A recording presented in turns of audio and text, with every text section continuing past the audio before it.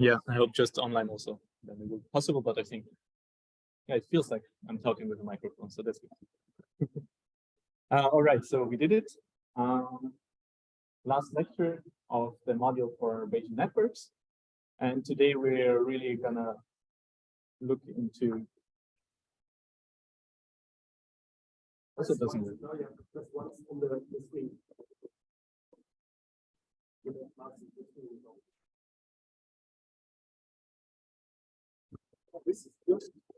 Doing great. It's okay. I'll just use this. I'll just stand here.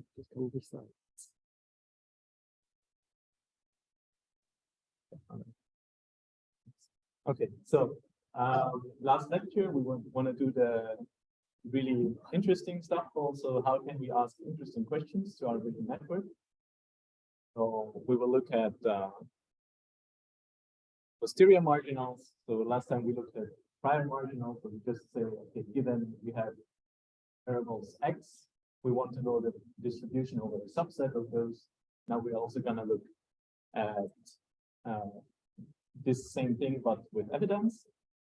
Then we're gonna have a very, very tiny part on a bit more information on factors that we will need. And lastly, then we will talk about most likely instantiations. Yeah, so let's dive right in. There is no whiteboard here. All right. Good. Let's go into posterior marginal. Right. So last time we already saw that we can compute the probability over this subset of variables of the Bayesian network by variable elimination, basically. Now we want to do the same thing, but we want to know what's the distribution if we have some evidence.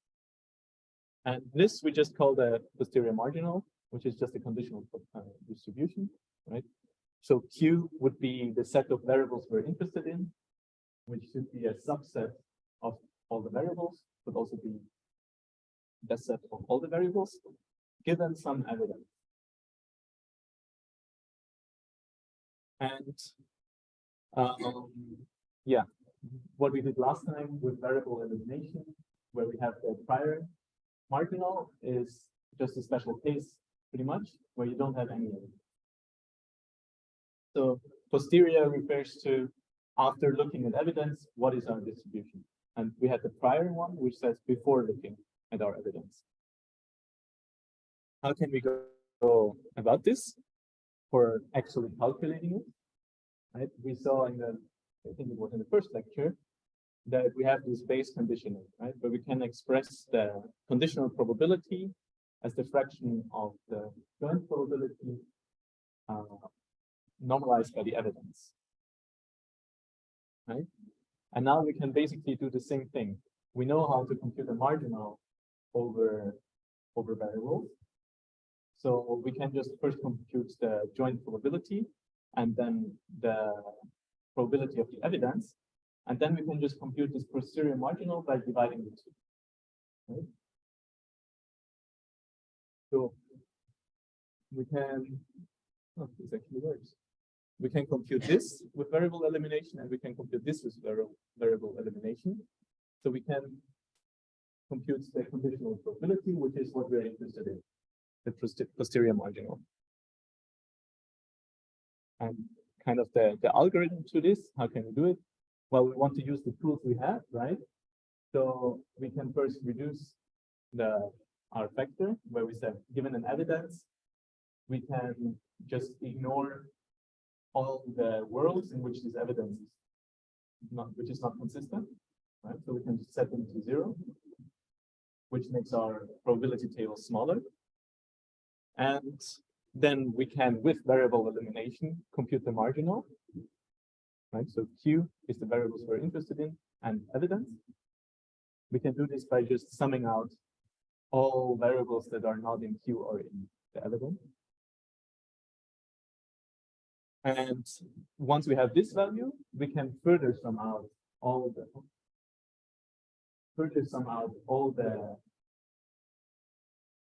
variables that are in Q. So we have the prior probability of the evidence. So how likely is it this evidence? Then we can just compute the conditional probability by normalizing the joint with the probability of the evidence.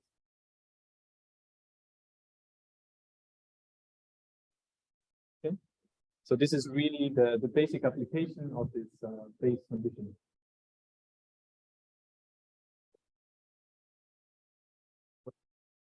Fast, or are there any questions? We're gonna see an example.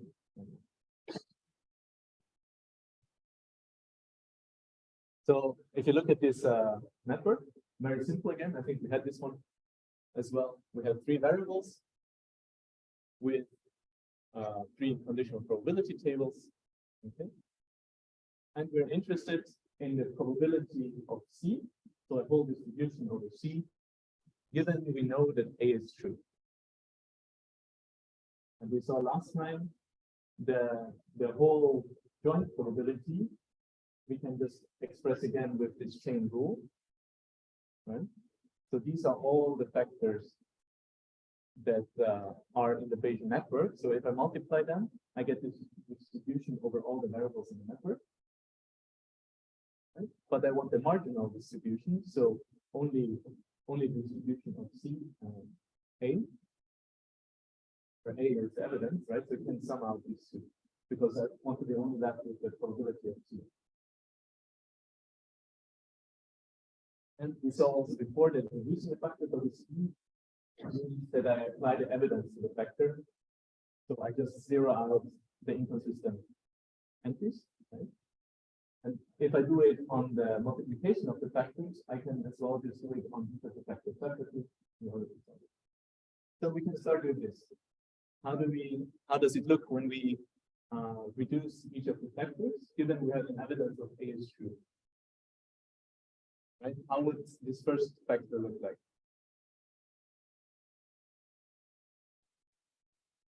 Just reduce it with the knowledge that we have now that A is true. How can we reduce this factor? What is it? Yeah? Yeah, exactly. This one stays the same. And here as well, where A is false, we set it to 0. And this is the first step we do. So we make the problem clear. Okay. Then of course we're gonna sum out something, right? So we have to pick an ordering. Let's just pick one because it doesn't matter what the result. Let's say we first pick A and then B. So what we do now is this variable elimination phase where we put in the summation to get a smaller factor.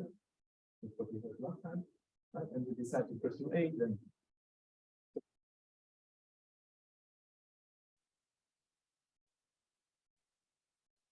right? So we have it all there. And we want to compute this expression. How do we do it?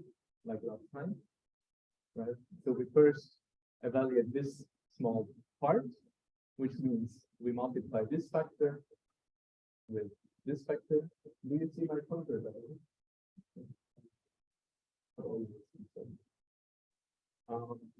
So the first factor on the left, right? Theta A times theta BA. Short reminder how we get to this value again.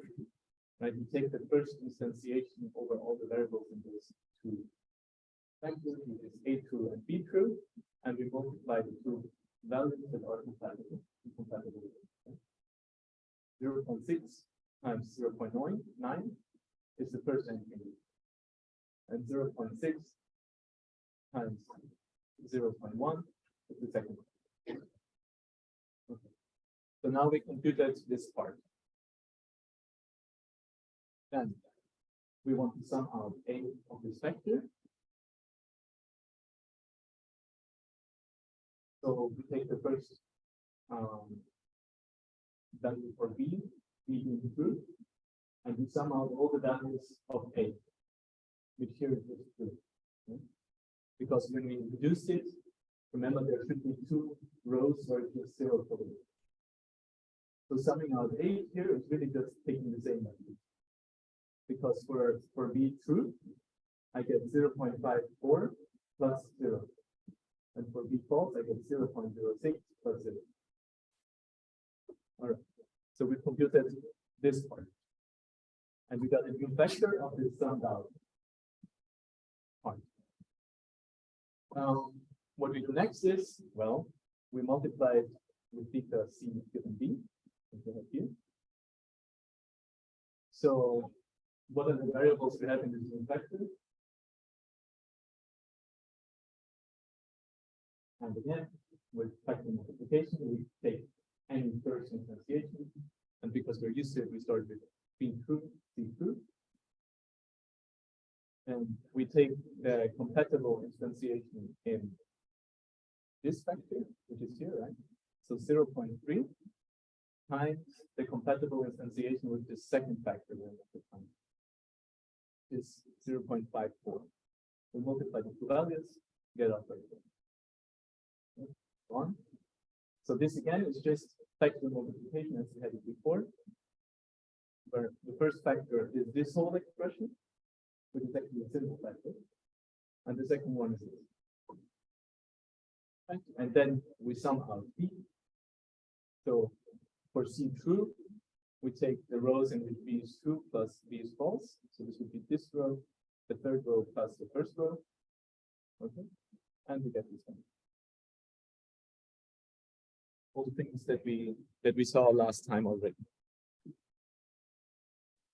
Okay, so we have this joint distribution of the probability of T and A is true. How can we compute the marginal?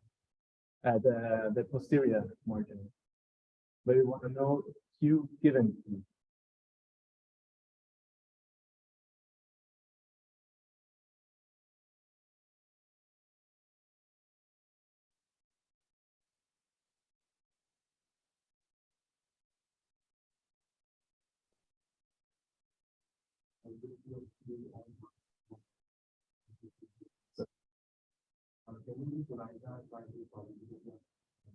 Yes, exactly.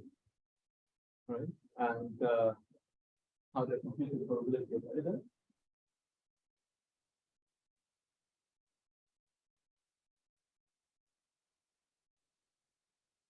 You can imagine that each of these factors has an extra column that says A true. Right, it doesn't change anything about the value.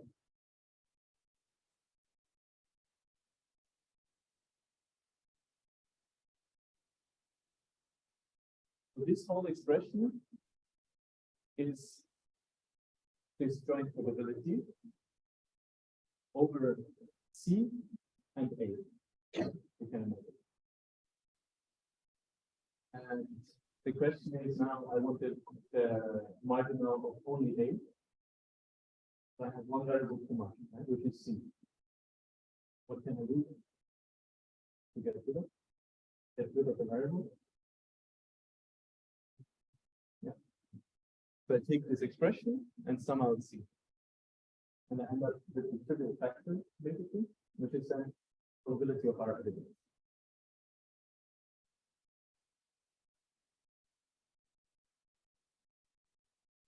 If I write the lower left for A, it means A being true. Okay. So this 0.6 is just the sum of these two. It's really just summing out the current variables, you get the probability of the evidence. And indeed, I can do what you said, right? For every instantiation of C and A, I just calculate this fraction, and I get the probability. So now I have the probability of C given A is true. The probability of C being true is 0, given A is true, is 0.32. And the probability of C being false, given A is true, is 0.68.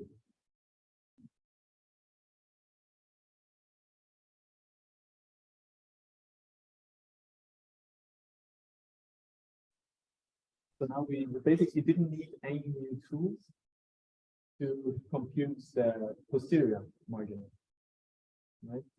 I think that the prime marginal was easy, just summing out. And now we just have to sum out once more and take a division, and we have the posterior marginal. And so this last step really of dividing by the evidence is important, don't forget it, because we saw it a few times, then all this computation and you get lost in multiplying and summing out, and you say, hey, I have my distribution, but what you have is actually this one. Right? Still have to divide by the evidence.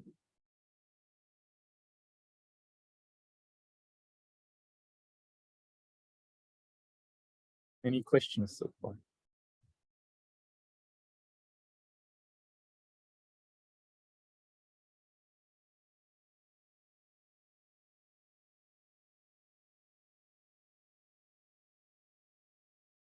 Okay.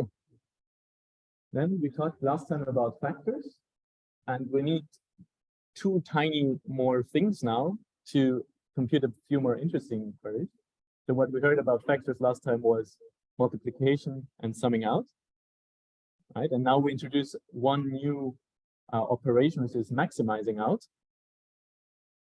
which I'll show you what it does, right?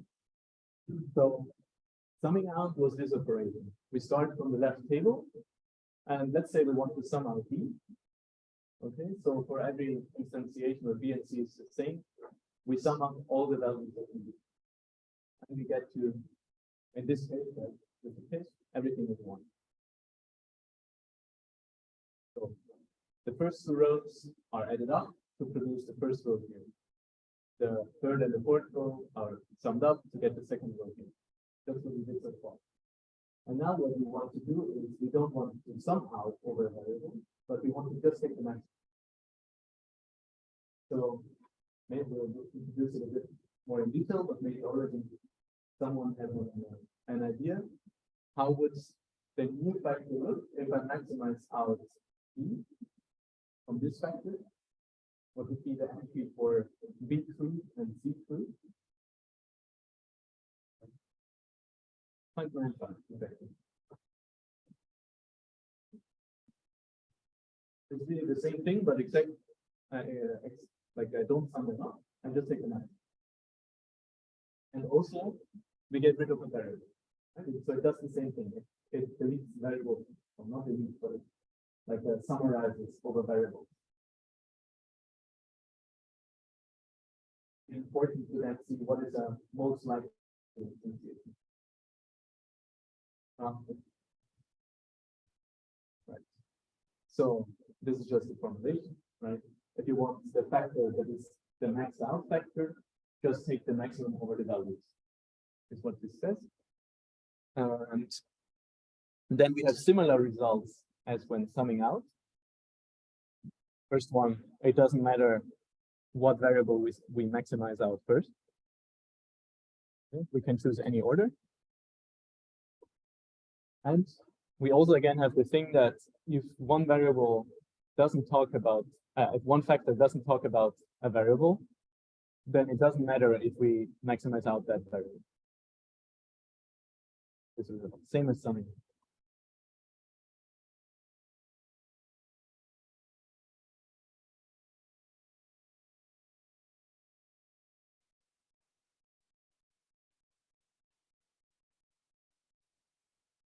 Here, this operation.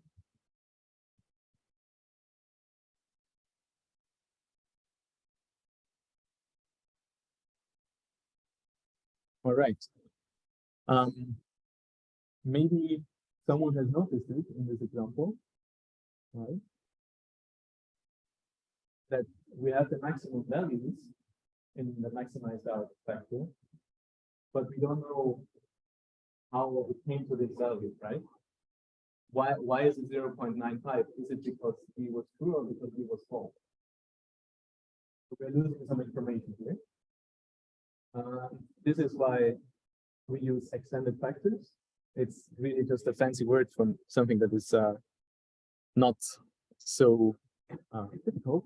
Basically just, okay, whenever you maximize out, don't only have the resulting probability, but also remember what was the value.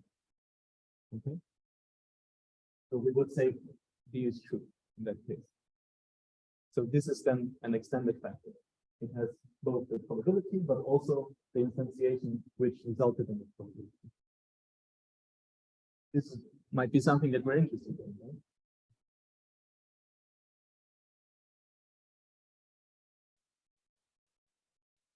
Any questions?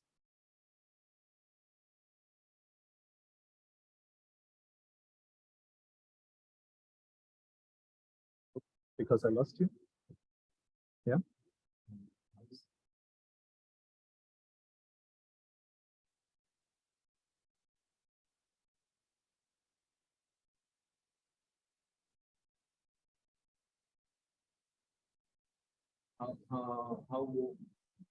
What do you know?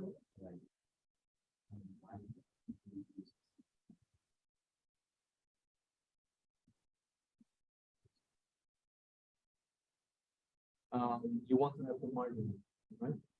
So here you might be interested in a distribution over B and C, regardless of B. But so you want to remember what led to it. Right? And you see also that not for every instantiation, the D that maximizes it is the same, right? So here the D is false. You cannot say for the whole table, okay, D maximizes the probability because it might be different for every table.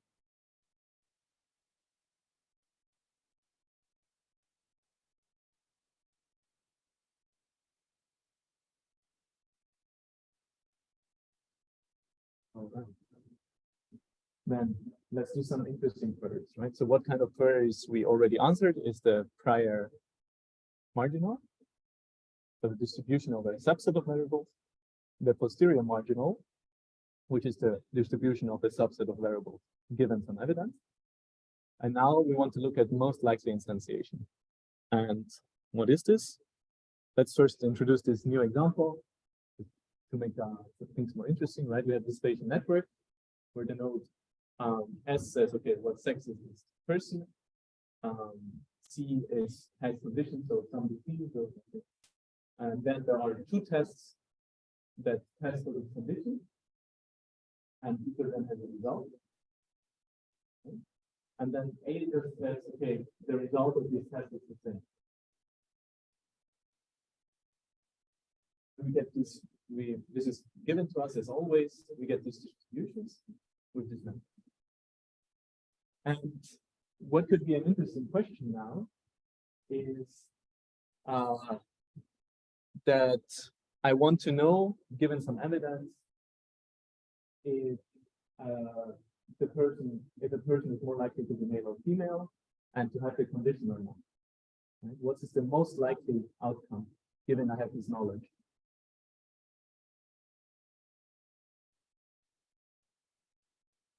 And we can say our evidence, for example, is the only thing we know is the two tests agree on the result. And now we want to place the most likely outcome for a person, given that this result agrees, the result agrees. Is it female or male, and does it have the condition? Right? So what is the most likely instantiation of S and C, given A is true? Most likely, I think it's rather intuitive. So this is just to get a feeling of what we're trying to do now. And the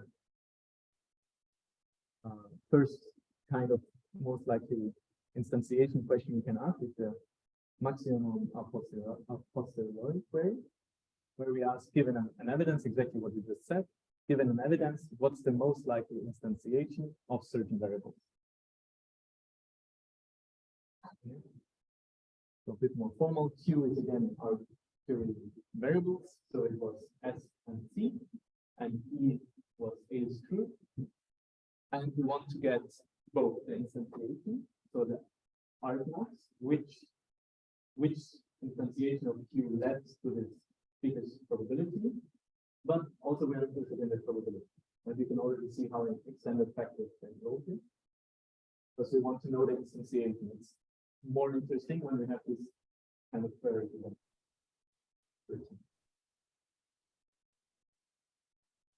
Okay, And what we can do, we can just compute the joint marginal of Q and E. And then we do this maximizing out operation. Right? And in our example, the introductory example, we would get a result that given that the two tests agree, a person is most likely to be male and to not have the condition.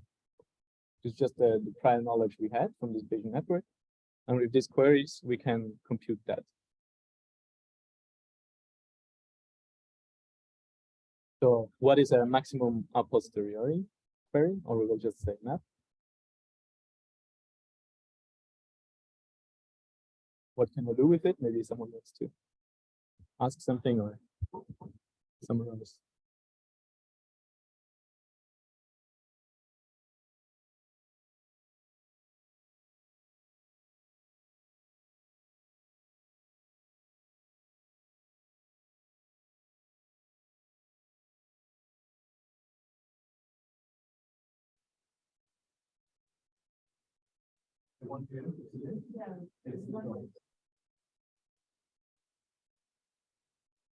But whether you take the joint or the conditional one doesn't influence the instantiation at maximum. So the argmax wouldn't change even if you take the conditional one. Because you're just dividing by a constant. Right? What changes might be the values of the probability. Just easier to compute because I don't have to divide by the probability of the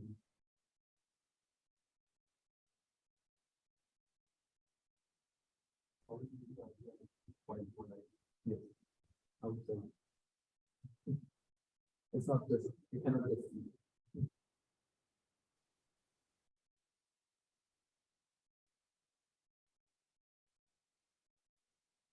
right, so this part would be the argmax part. And this part would be the maximization, the maximum value.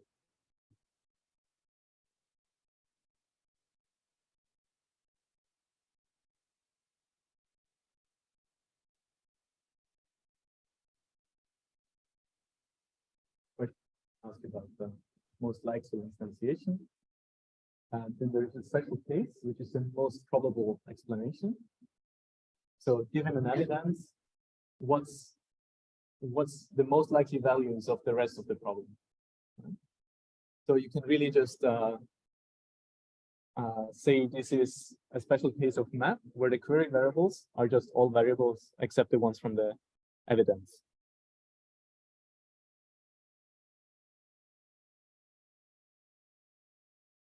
So if all my variables in the Bayesian network are A, B, and C, and I have the evidence that C is true, then my query would be A and B. Whereas with map, we specified which variables exactly are a query. With MPE, we just say all remaining variables. So what's the explanation for this evidence, basically? And this is even more simpler because we don't have to eliminate any variable by summing out. So what we really do is we just maximize out everything. Right? So, and this is easier to compute because you don't have the summation. So this sometimes is used as just as a remark to estimate the map value.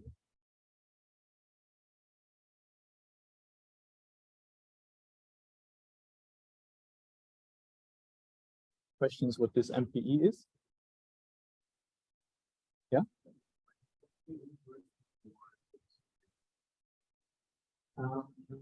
So the intuition is because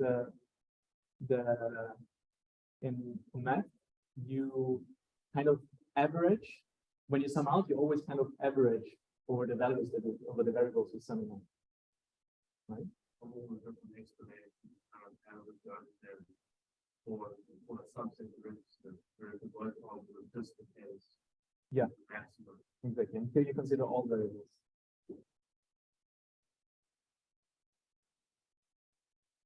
So when you consider a subset of variables, you're basically averaging out the different options for the ones that are not Yes, exactly.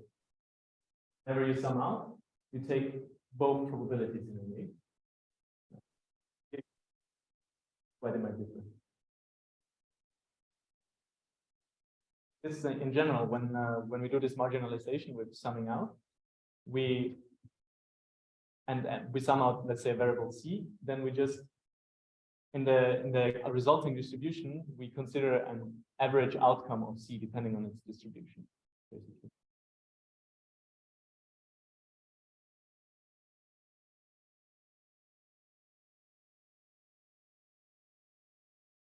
All right. I suggest before we actually calculate some of these queries, which is a bit tedious, we take a break. 10 minutes. Yeah.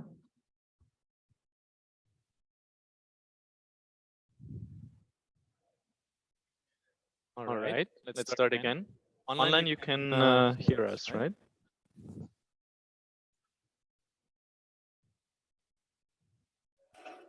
Yes. Oh, now the online people have an echo. And in the lecture hall, we don't have it.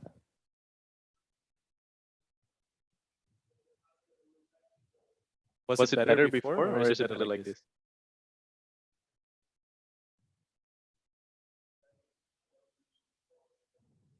All right. Okay.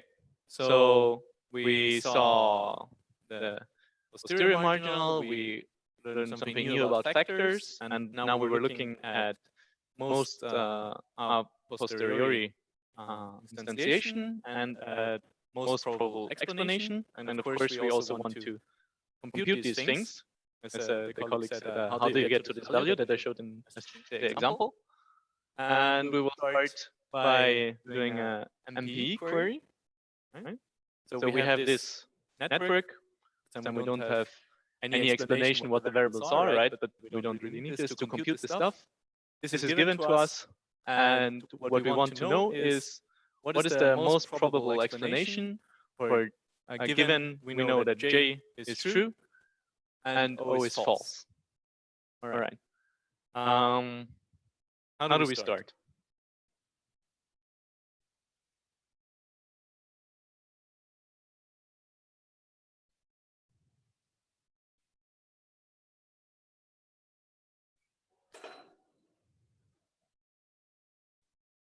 No worries.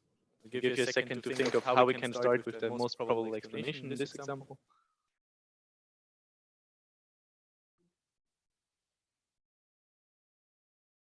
What to do first?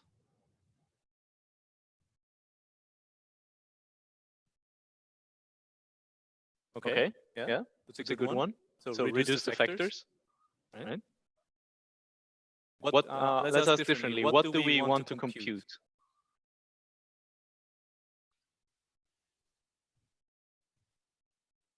What is the question we're asking? How would you write it down?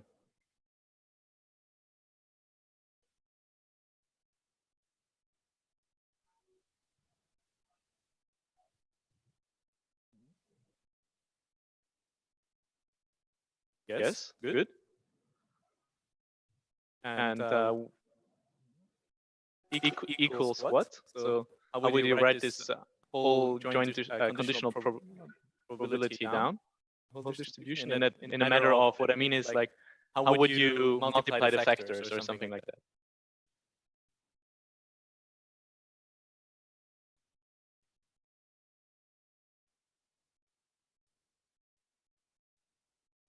So we said how to compute it is basically we compute the overall joint probability, right?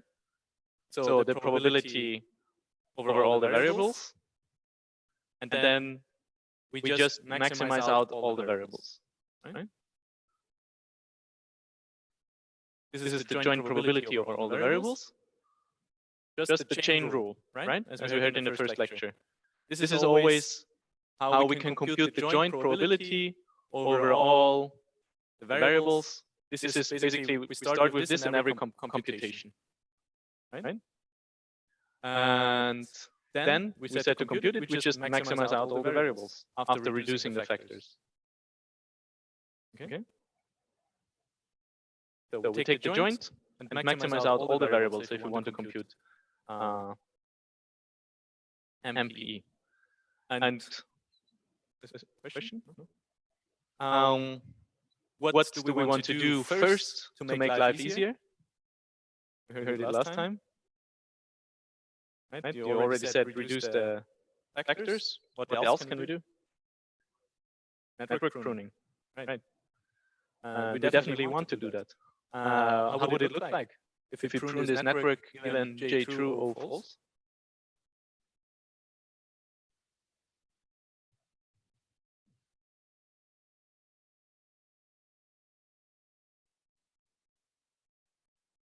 So the two parts of network pruning, right? Edge pruning and node pruning. Which edge can I prune?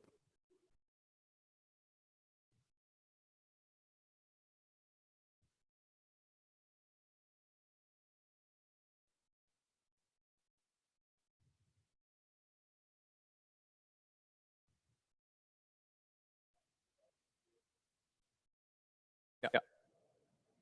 Right? So this one and this one. O doesn't have an outgoing edge. Nothing to prune. And it results in the reduced factors. Okay. And leave nodes that are not in the evidence. We don't have any, so we cannot prune any nodes. Right? So this is what we get from here, from these big tables to these smaller ones. It's a good start if you want to make things efficient.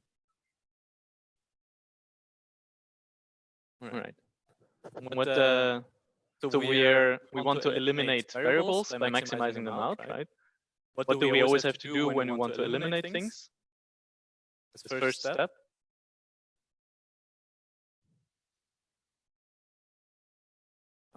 Before that even, what am I summing out? We need an order. Right? So let's just pick some. Okay, nothing weird. Okay, and now we had this expression from before, right? This big one.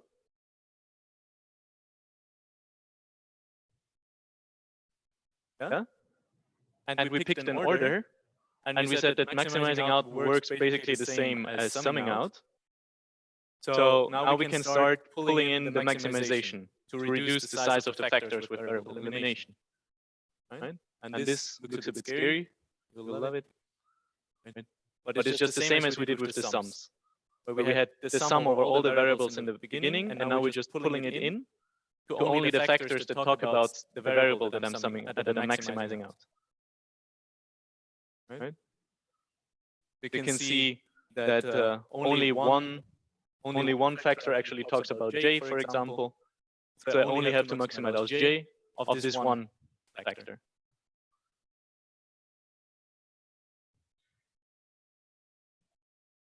Is this something surprising?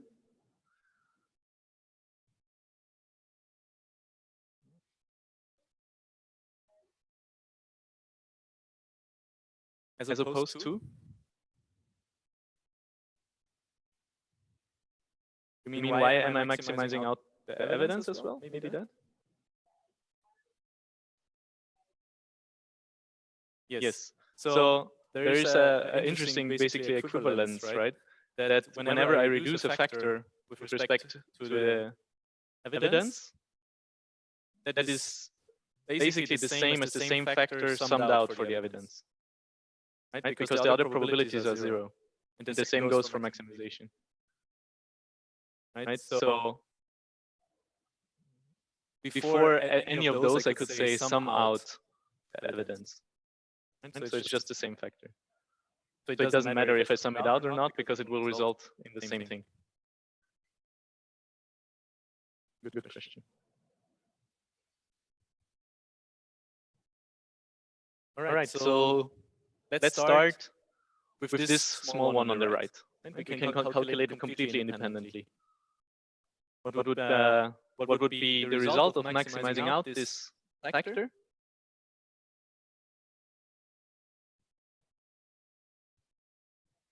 Nine.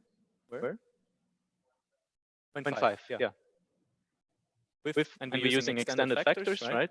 it would be 0.5 with j true. Okay. That's the first, right?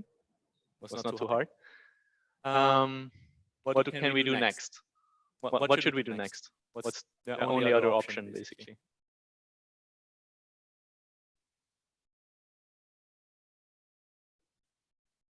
Okay, this one. Yeah, maximization of I. Okay, but over what are we maximizing?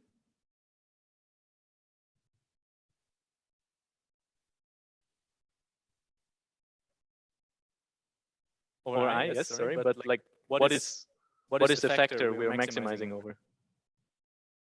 Exactly. Right? So we first need the product. Maybe someone can give me the first line of the product of the two factors, so theta I and theta x given I. What would be the first line, assuming all values, so I true and x true?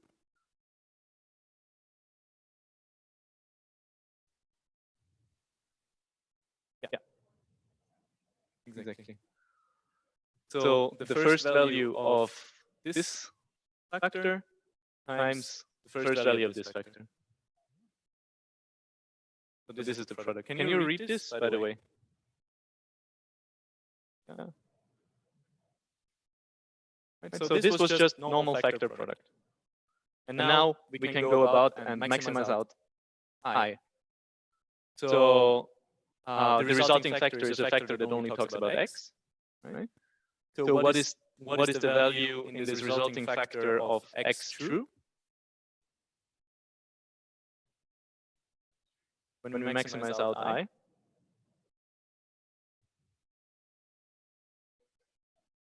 Yeah. With I equals, yeah. Right? And the other one would be the same value. Okay.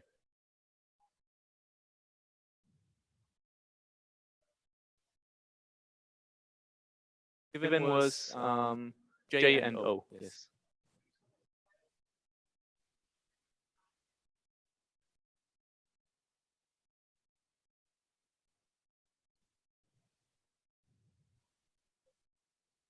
Because it's a bigger value.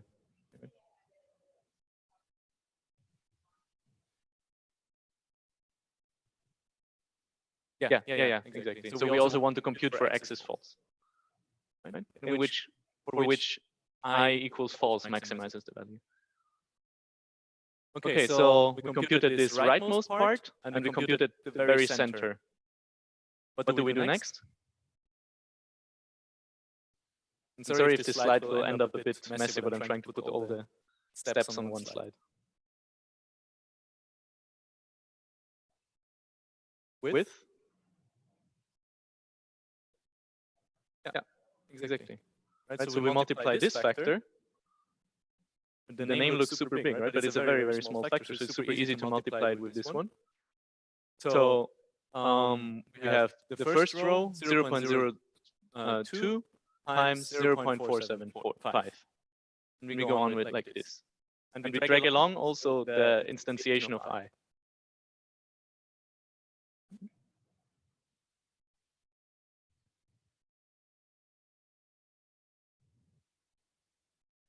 And this also shows why you want to do this with the smaller factors, right?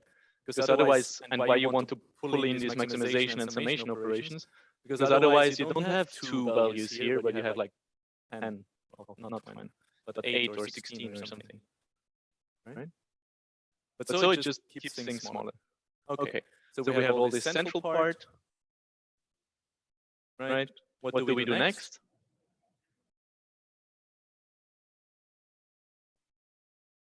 Maximize x. Okay. Starting in this. And now we drag along I and x. We can take the maximum value and we see which value led to this, which instantiation led to this maximum value. Right? And guess it, right? Then we multiply it with O given x, y. And then we maximize out y. And then we multiply it with theta y. And well, maximize out O, right? And what's the last thing that is missing to have our overall result?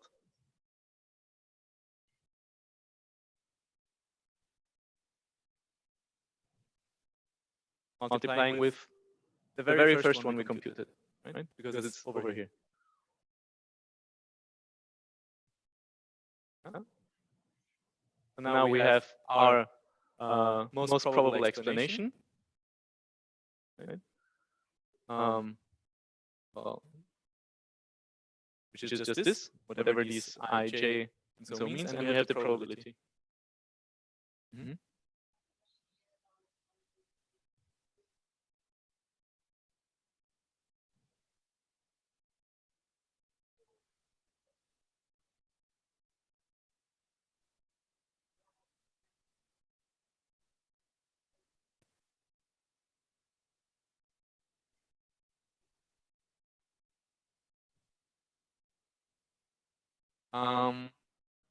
So you mean true or false? So do you mean because they have the same probability?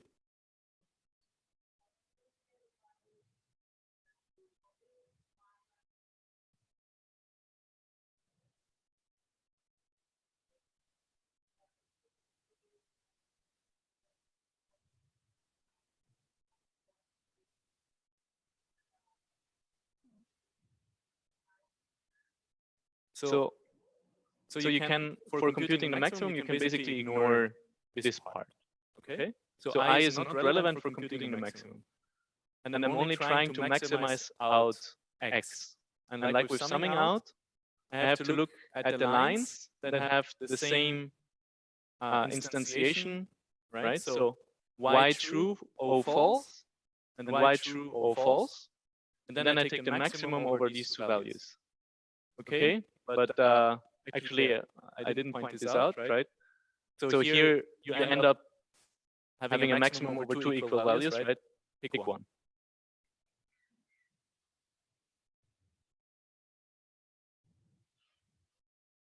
So these two lines, line 1 and line 3, maximize out to be 0095, and we pick in this case where x is true. Right? Also, if here would be x is false, would also be right in the first line. Good that you pointed it out.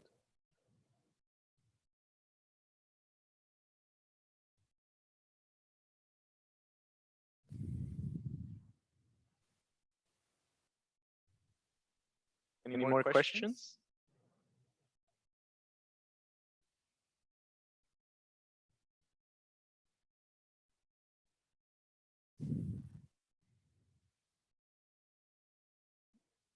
And then, yeah, maybe to relating to what was said also before. So if we maximize out here the evidence, right, it doesn't matter because we're only left with the rows which are compatible with the evidence anyways.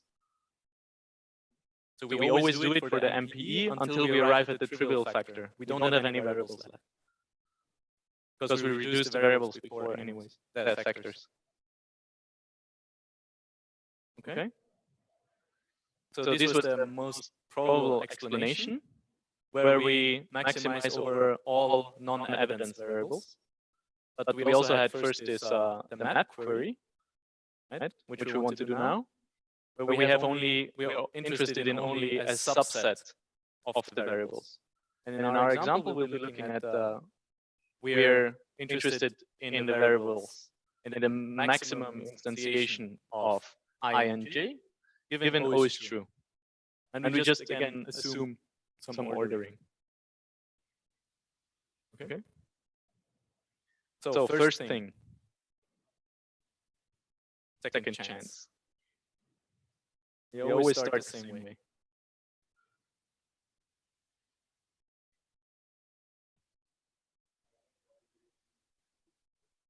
Yes. Okay. So that would be then the probability distribution over j, I, y, x, and o. Right? Okay. And now we are only interested in variables that in variables I, J, and O if you want. Right? So what do we have to do to average out all the other variables?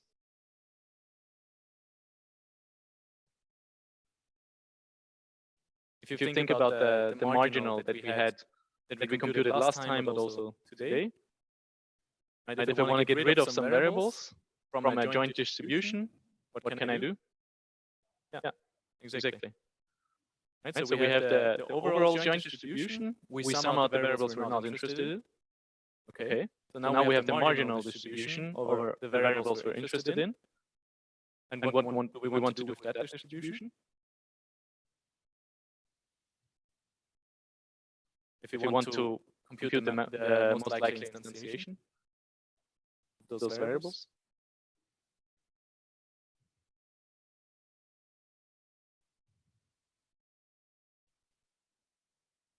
Yeah, exactly. We just maximize all the remaining variables. Okay. So, joint distribution, considering the evidence, we sum out all non-query variables, and then we maximize out the query variables.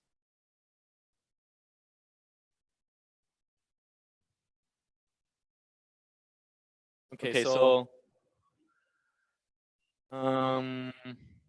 right, maybe let's do this a bit more step by step and not do this big jump that I have in the slides, because it's just what we did before, right? We want to compute this inner part that I said we call here probability of Q given evidence. All right. So our Q is I and J. So we're summing out here Y, J, Y, X, and O. Okay, so I can pull in this summation. Basically, I can ignore the first two because I'm not summing them out, and I sum out only this inner part. Okay, and I do this by multiplying those, summing out, multiplying, blah blah, which results in these three factors. Right. So this is basically theta I, because we didn't change it. Right? Then we have theta J. We also didn't change it. And this factor on the left is the multiplication of these three factors, where we sum out Y, X, and O. Okay.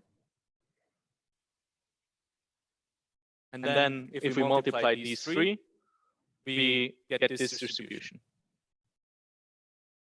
Right? Yeah?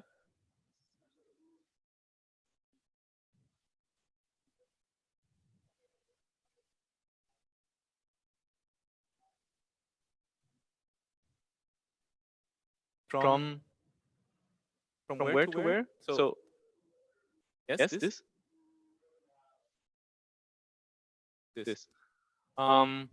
So the order in this view doesn't play a role, actually. Just how you compute it.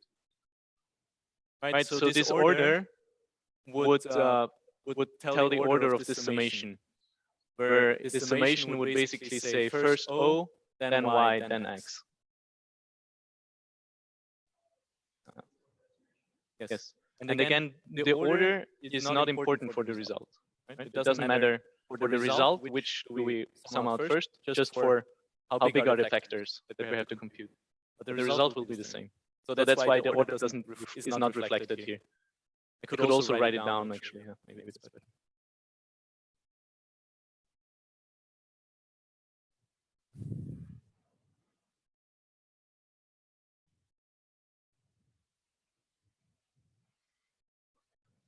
Okay. These are the factors that we have.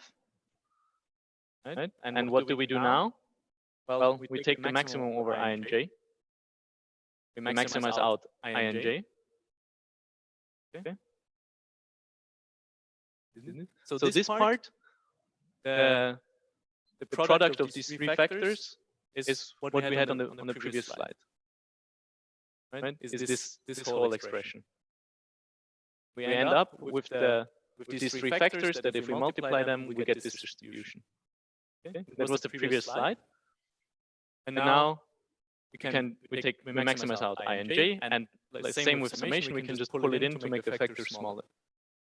And because we picked an ordering, we first maximize out I and then maximize out j. We could do the opposite also.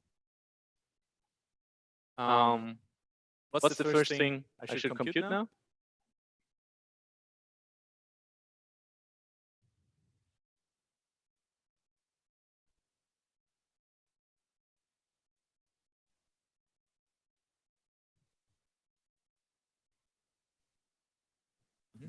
So first the product of F1 and F2. I don't think, should I go through the calculating the product again? Right. This is the product. Then we maximize out I. Maybe we can do this once more. What would be the first? So what would be the value of j true in the factor where we maximize out I? Yeah, 46 with I true. And for j false, maybe someone else. Yeah. Right. Okay. And then what we wrote down is that we should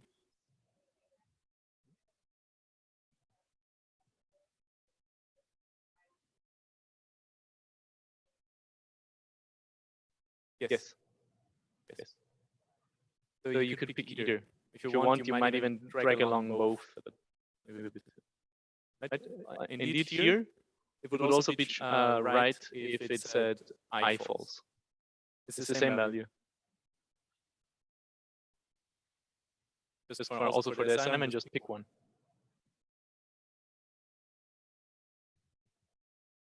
Okay, and then maximize out j. Actually, there might be a bracket missing. I think first we have to multiply with F3, right?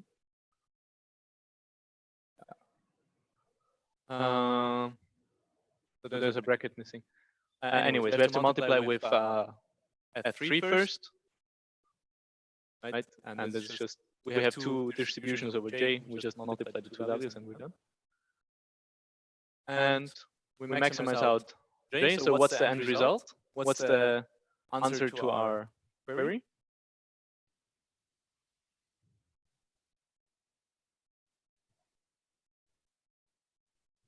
What's our most likely instantiation? Yeah.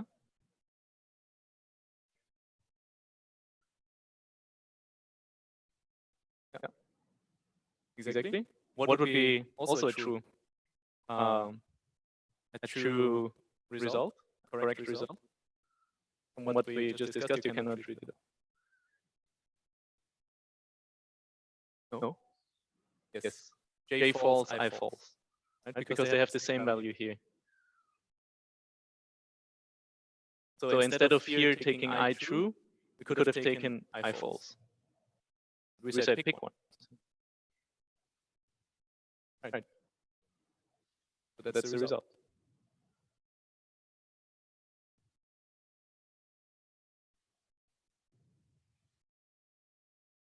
Any questions? Yeah? Mm-hmm. It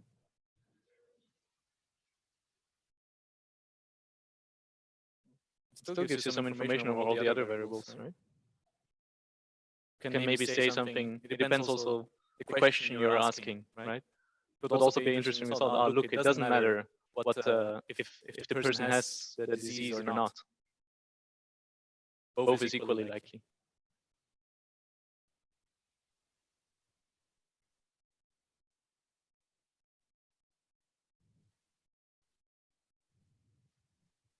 Okay. So we're well in time. That basically was it content-wise? Let's summarize maybe this lecture first. Yeah. We finally learned to do some interesting queries, but first we introduced extended factors and how to maximize out because we will need it, right? And we learned how from a Bayesian network we can compute posterior marginals. An example would be, what is the probability of an earthquake when an alarm is ringing? Right? So this is very much like the belief we calculated in the very first lecture of this Bayesian networks, just that now we have very efficient ways of computing it with variable elimination, with network pruning, and so on. Right? So we can now ask, what is the probability of earthquake given that the alarm is ringing?